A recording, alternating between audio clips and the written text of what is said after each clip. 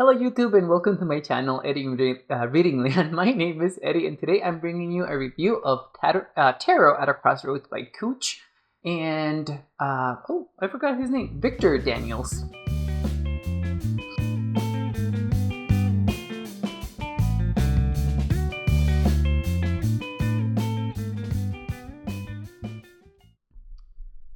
Okay guys, I do want to talk about this book because I was really excited to read it, and I unfortunately did not like this book.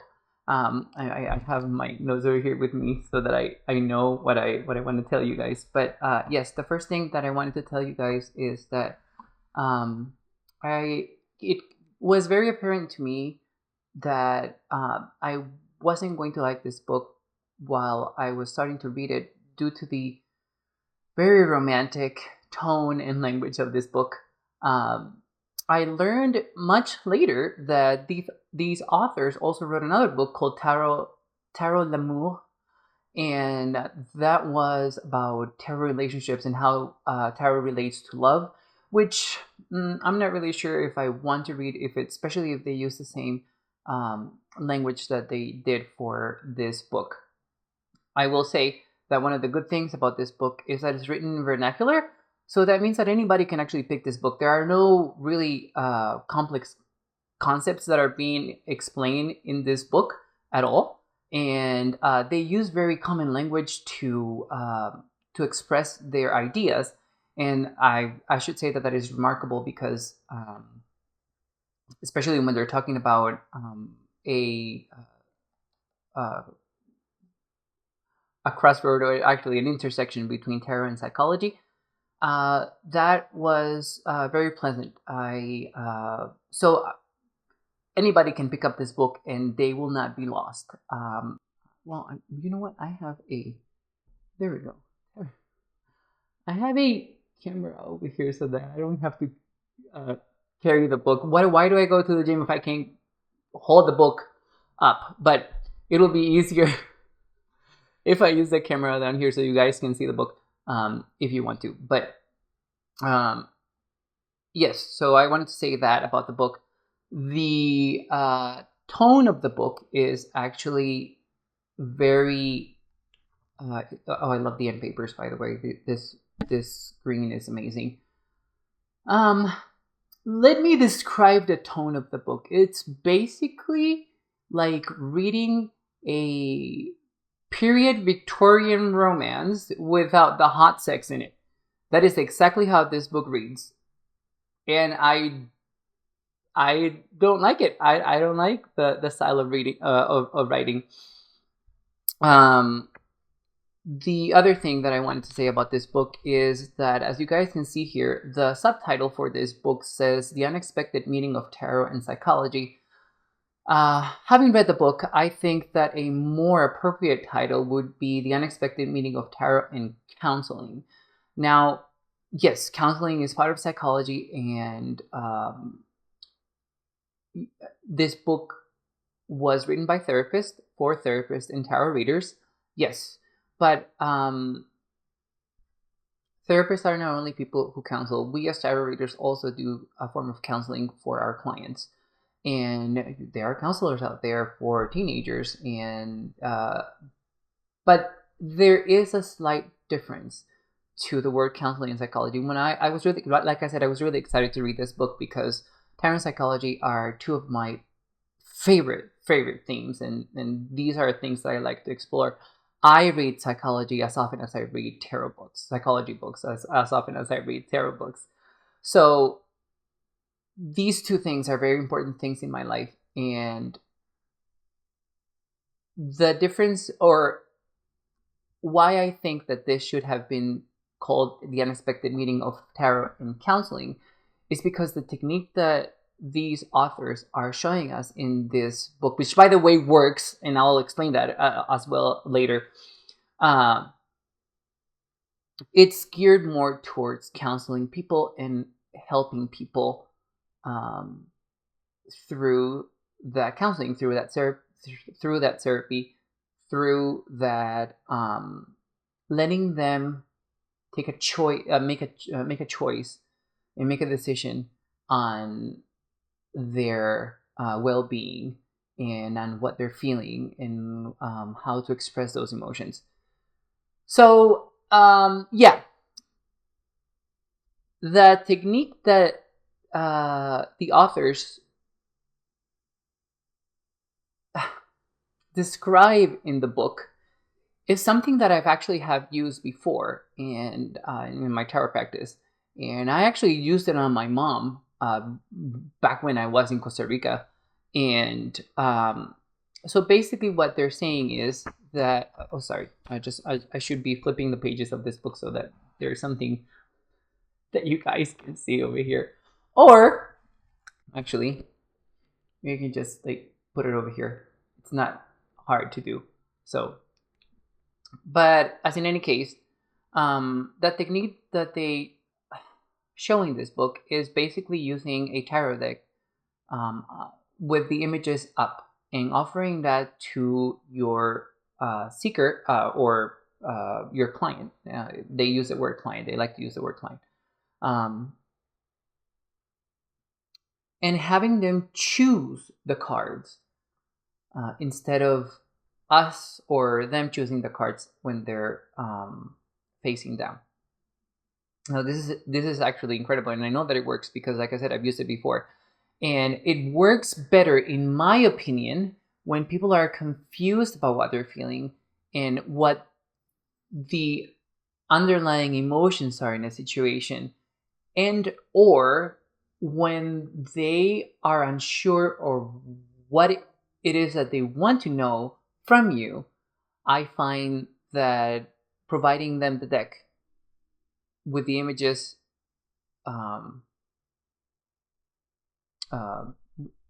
facing them or facing up is a good way to start, because people can relate what they're feeling at that moment to the images of the card, and then I can say, well, this is what this card means, and this is what you may be feeling at this moment, or this is the emotion that this card is portraying. And it does work. I remember doing it with my mom back in Costa Rica, and I remember that we were sharing my apartment, and she was very confused as to what she wanted to ask the tarot and what was the knowledge that she wanted to have from the tarot. So I told her, hey, here, I was using the Shadowscapes tarot, and let me choose a couple of cards that better represent what you're feeling right now, and we can start from there. And we did, and actually it was a great reading because we were able to narrow down what specifically she wanted to know from the cards, and then we proceeded from that. So I know that the technique that they're explaining here works, and they actually go into a very thorough explanation of various moments that you could use this and how to change it so that it better aligns with your client. And that was also really good. But all of this to say that the technique that I read from this book is not new to me.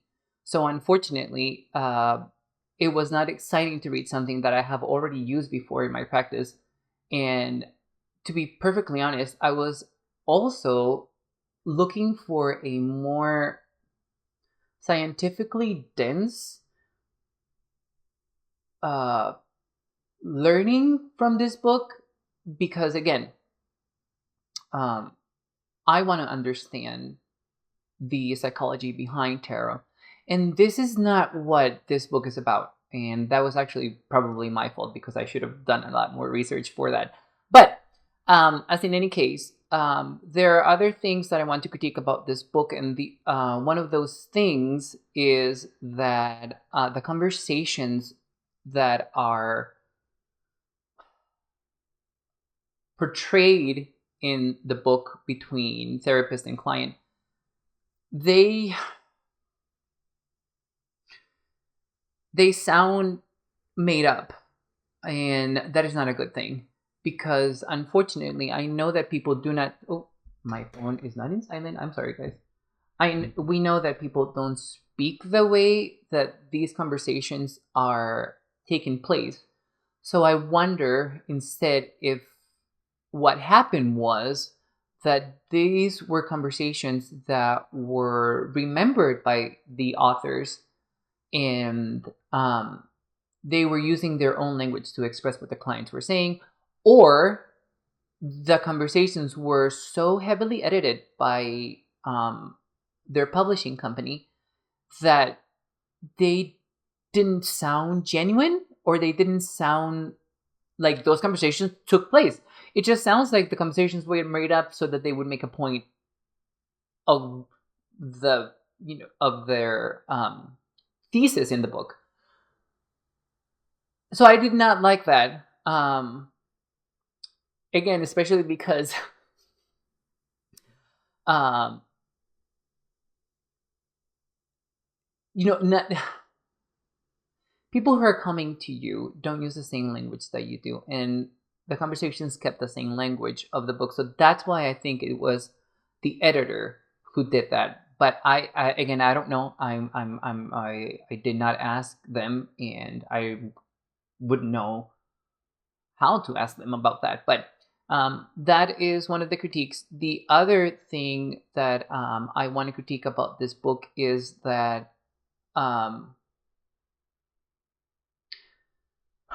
when they did go over some psychology studies or branches of psychology, the explanations were very simple, and some of the studies in psychology that they mentioned in the book are way more complex than that. But I think that is only a critique because I wanted more. I wanted to learn about the tarot psychology, and what I actually learned was, or what we learn in this book is how to interact with your client while presenting this technique to them, giving them the tarot deck with the images facing up. I guess my disappointment is more because I was really excited to read this book. I was really, really excited to read this book. I thought this was going to be something different, and I didn't get that. So I feel a little disappointed and betrayed. But I also hold some responsibility for that because I should have done more research on it. But anyway, any book on tarot that I can get my hands on, I'm going to read this. I'm going to read it. I will, however, say that I did like the end of this book because they provided with numerological meanings and feeling. Well, not feeling. Numerological. They provided the numerological meanings for the cards, for all of the tarot cards. Actually, for the minor arcana, they provided the numerological meaning for the cards, and I was so happy to see that at the end of the book, because usually what we get is the decan meanings of the cards, especially when working with Rider-Waite-Smith tarot, which is what this book mainly focuses on. So I was really happy to see that, because I like, as you guys know, I like the numerological meaning of the Three of Swords, and I like the numerological meaning of the Ten of Swords, and guys, that I read the Six of Swords as science, and this book provides those numerological meanings not only for those cards but for the other ones in the minor arcana. They also paired various psychological concepts to the major arcana, and while I disagreed with some of the ones that they chose for certain major arcana, I can definitely see why they chose them for them, and it actually makes sense. It's just that I like to see, I when it comes to psychology, I pair the major arcana with certain psychological concepts that I like better than what the ones that they chose. But they also do go into a very basic explanation as to why they chose that for the card, and it makes sense with the general meaning of the major arcana. So overall, I gave this a 2 out of 5 stars. Definitely not a read for me, but I will say that. So who is this book for? if you want to learn more about that technique of presenting the cards face up to your client and having them interact with the images instead of, revealing the images when the decks are facing down, this is an awesome book to do that. This book is also for, I'm sure that the channel only gets tarot readers, but if you are interested in learning about, if you're a tarot reader and you're interested about learning on counseling and how to better counsel people when you're giving a reading, this is the book for you too. The fact that I didn't like it doesn't mean that I wouldn't recommend it, because I can see how certain tarot readers will be much more, their readings will be much more richer while reading this book, definitely. So I shouldn't discredit this book. It's mainly disappointment, guys. It's not anything against these authors. They, like I said, they did an amazing job writing this book so that everybody can read it. But yeah, so I think those are two people who would be they would benefit from reading this book. I will not be passing this book along. I will actually keep this book because I can reference the back of the book with the numerological meanings whenever I need to, because those are my preferred meanings. And I don't think I have another tarot book with the numerological meanings of the pips. And I really, really like that part about this book. So there you go, guys. That is my review of Tarot at Crossroads by Kooch and Victor Daniels. Let me know on the comments below if you would like to read this book. I know that I did provide more negative feedback than I did positive feedback, but let me know in the comments below what you think about it, guys. And I will also hopefully leave a link. Hopefully this book is still available. This is I don't know when this book was published. This was probably published in 2010 or up. Not that it matters, but let me see. Oh, this book was published in 2016. I wonder why I didn't pick it up earlier. Well, I'm happy that I got to share this review with you guys then. But thank you so much, YouTube, and I'll see you in the next one.